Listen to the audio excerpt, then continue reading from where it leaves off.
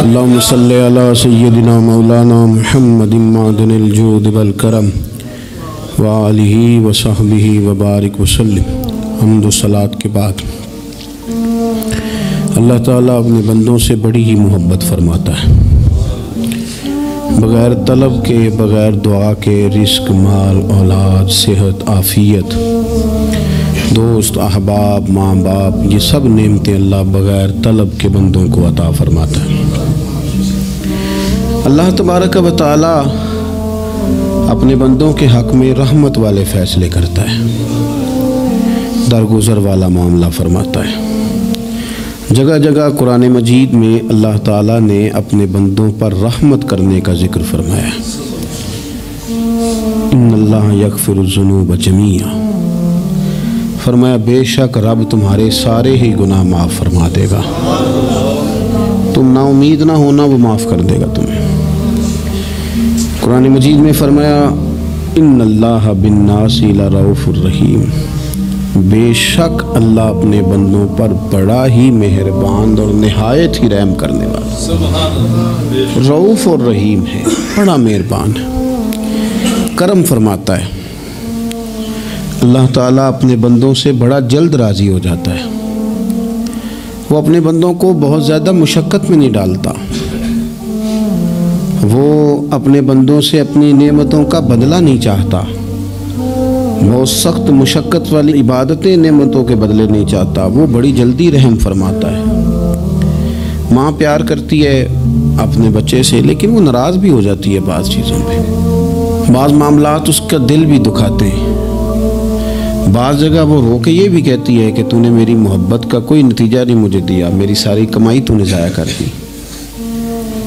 वालिद बहुत सारी जगहों पे नाराज़ होता है, शिकवा करता है, कहता है मेरी बीमारियों की, परेशानियों की, बुढ़ापे की, कमज़ोरियों का सबब बेटे तू ही बन गया। ये सारी तकलीफ़ें तू ठीक हो जाए तो मेरी शायद उम्र भी बढ़ जाए, सेहत भी ठीक हो जाए, मैं ज़्यादा देर जवान रह सकूँ। नाराज़ होते हैं माँ बाप। इसी तरह माँ बाप राज़ी भी हो जाते हैं, वो बड़ी जल्दी राज़ी हो जाते हैं। मैं अक्सर कहता हूँ कि वालिद को राज़ी करने में 5-7 मिनट लग जाते हैं, अम्मा तो 1.5-2 मिनट में राज़ी हो जाती है। अब्बा जी को 5-7 मिनट लगते हैं, कई दफ़ा कहना पड़ता है, कोई दलाइल देने पड़ते हैं, लेकिन वालदा के लिए तो कुछ भी नहीं। आप नीरा जाके पैरों में बैठ ही जाएँ, कुछ भी ना करें। आप पूरा रोए ना, रोने वाला मुँह ही बन जाए तो अम्मा तो नरम ही नरम है, जिस वक़्त जो मर्ज़ी आप करा लें हो गया। अल्लाह तबारक व तआला बिला मिसाल व बिला तशबीह समझाने के लिए अर्ज़ करता हूँ, अल्लाह भी बाज़ मामलात में अपने बंदों से नाराज़ हो जाता है। वो कहता है मैं तकब्बुर करने वालों को पसंद नहीं करता। वो कहता है फसादी पसंद नहीं है। वो फरमाता है कि राहों में कजी करने वाले पसंद नहीं हैं। वो फरमाता है कि बदअहदियाँ करोगे तो मैं सुबह क़यामत तुमसे सवालात करूँगा। अल्लाह तबारक व तआला बहुत सारी चीज़ों को नापसंद करता है, नाराज़ हो जाता है। बल्कि नबी पाक सल्लल्लाहु ताला अलैहि वसल्लम ने फरमाया तुम बात करते करते कोई ऐसा जुमला बोल देते हो कि रब इतना नाराज़ होता है कि तुम्हें पता भी नहीं होता, तुम्हारे लिए जहन्नुम का फैसला कर देता है। इसलिए पहले तोलो फिर बोलो। खुद अपने लफ्ज़ों की तो तुम पहरेदारी करो ना कि मैं क्या कह रहा हूँ। कोई ऐसा जुमला, कोई ऐसी बात, वारसा मान करी ना वारसांदा, कोई ऐसी बात ना तुम्हारी ज़ुबान से निकले। और हुजूर ये भी फरमाते हैं कि इसका दूसरा पहलू भी है। बाज़ों का तुम बात करते करते ऐसा जुमला कहते हो, वो इतना राज़ी होता है कि तुम्हारे लिए जन्नत का फैसला फरमा देता है। मुसलमान को अब ये हुक्म है, इस सारी गुफ्तगू का नतीजा ये है कि वो अपने जज्बात पर, ख्यालात पर, निगाहों पर, ज़ुबान पर, कानों पर थोड़ी तवज्जो दे, बेलगाम ना बने, बेतरतीब ना बने, जो तबीयत में आए कर ना गुजरे, थोड़ा सा ना सोचे समझे और थोड़ा संभल के चले। कभी उन कामों की तरफ ना जाए जिनसे रब नाराज हो जाता है, उन कामों की तरफ बढ़े जिनसे अल्लाह राजी होता है। मेरे नबी पाक सल्लल्लाहु ताला अलैहि वसल्लम ने इरशाद फरमाया, बाज़ अहादीस में लफ्ज़ ये हैं कि अल्लाह अपने बंदों को देख के मुस्कुराता है जो उसकी शान के लायक है। जिस तरतीब से हम मुस्कुराते हैं, जिस तरतीब से हम रोते हैं, जिस तरतीब से हम किसी बात का इज़हार तशक्कुर करते हैं, खुदा इन बातों से पाक है। अब बहुत सारी हदीसों में आया कि वो मुस्कुराता है, तो क्या मतलब है मुस्कुराने का? तो उलमा तफसीर ने लिखा है मुस्कुराने का मतलब ये है कि वो बड़ा ही राज़ी होता है अपने बंदे से, बड़ा राज़ी होता है, ये मतलब है। एक तो मुस्कुराने का मतलब ये कि वो बड़ा राज़ी हो गया, बड़ा राज़ी हो गया, वो मुस्कुरा दिया अपने बंदे पे।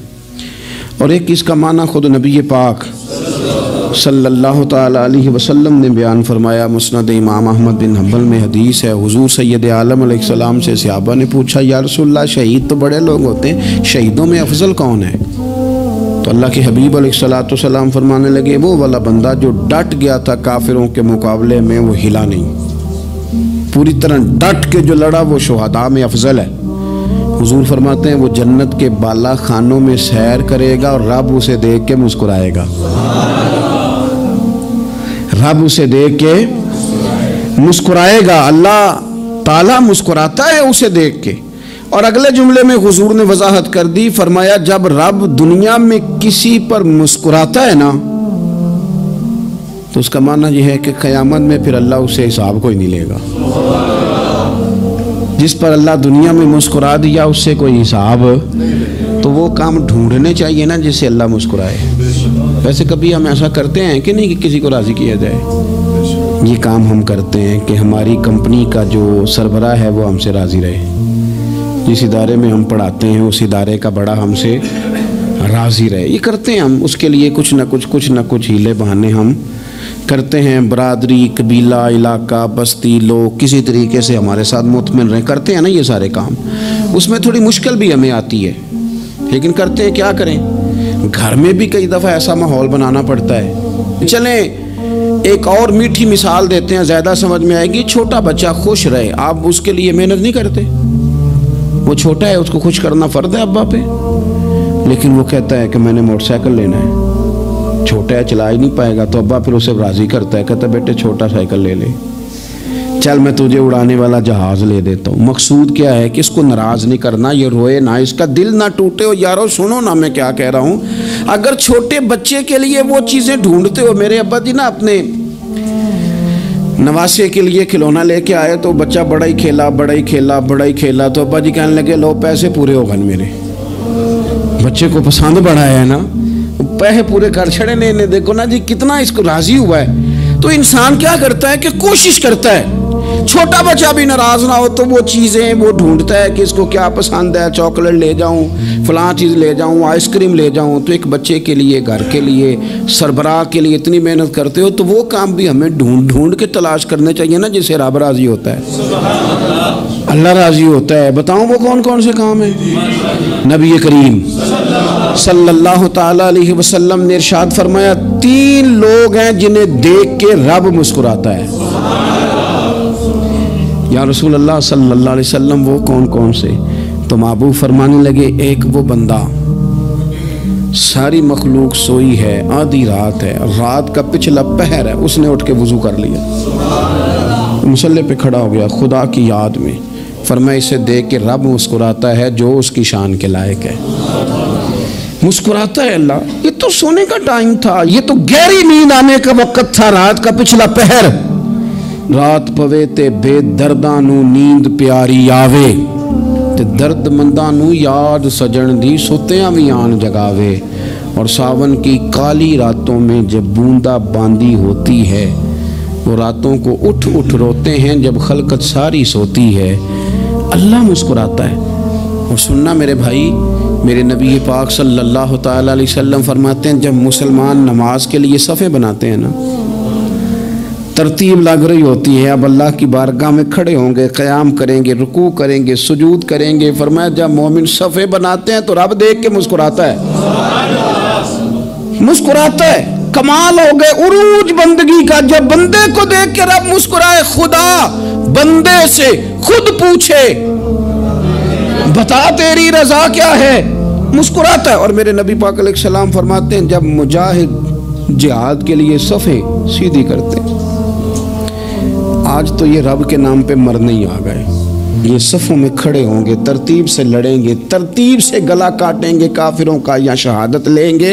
फरमाया जब जिहाद के लोग सफ़े बनाते हैं तो रब उन्हें देख के मुस्कुराता है। कितने नसीबों वाला वो बंदा है जिसे देख के मुस्कुरा दिया। ओ यार, कभी तेरा बेटा तेरे सामने मुस्कुराए ना छोटा, तो तेरा दिल बाग बाग हो जाता है। तेरी माँ बीमार किसी एक दिन सही तरह हंस पड़े तो तबीयत खुश हो जाती। मुझे बताओ ना, जिसका रब भी उसे देख के हंस पड़े, जो उसकी शान के लायक है, क्या उस बंदे के नसीबे हैं, क्या उसके मुकद्दर हैं। आप उस मकाम पर अपने आप को लाएं। अब देखें ना, ये हदीस आपने सुन ली, अब हमने ना इस तरह सफ़े नहीं बनाने जिस तरह सारी दुनिया, अब ज़रा सफ़े भी शौक़ से बनाएंगे। आप ज़रा थोड़ा सा शौक़ पैदा करेंगे, भाई ये तो मैं वो काम करने लगा हूँ जिसे देख के रब मुस्कुराता है। नबी पाक सल्लल्लाहु अलैहि वसल्लम ने फरमाया जब कोई बंदा तौबा करता है ना, हम तौबा का रट्टा लगाते हैं, या अल्लाह मेरी तौबा या अल्लाह। और तौबा का तो मतलब ये है कि पिछले गुनाहों से पक्की तौबा, आज के बाद ये गलती ना करने का पक्का वादा। तूने सारी शबे बरात रो के गुजारी है, बता सवेरे झूठ जोड़ने का इरादा है तेरा? आज के बाद रिश्वत तो नहीं ना लेगा, मिलावट तो नहीं ना करेगा, ये तौबा है। और अगर सारे काम उसी तरह करने तो फिर ये तौबा का रट्टा है, तो जितना मर्जी लगाओ।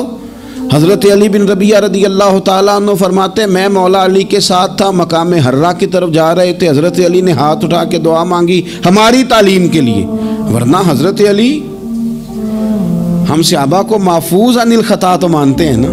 हाथ उठा के कहा, ऐ अल्लाह हमारे गुनाह बख्श दे, तेरे अलावा कोई माफ़ करने वाला नहीं।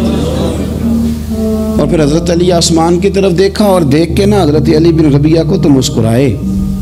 हज़रत अली बिन रबिया कहने लगे हुजूर मुस्कुराए क्यों हो? फरमाने लगे एक दिन मैं हुजूर के साथ इसी तरह आया था, इसी तरह हुजूर ने दुआ फरमाई थी हमारी तालीम के लिए, और फिर हुजूर मुझे देख के मुस्कुराए थे और फरमाया जब कोई बंदा रब की बारगाह में इस तरह इस्तिग़फ़ार करता है तो रब मुस्कुराता है और मुस्कुरा के फरमाता देख लो मेरे बंदों को पता है कि मेरे अलावा माफ़ करने वाला कोई नहीं।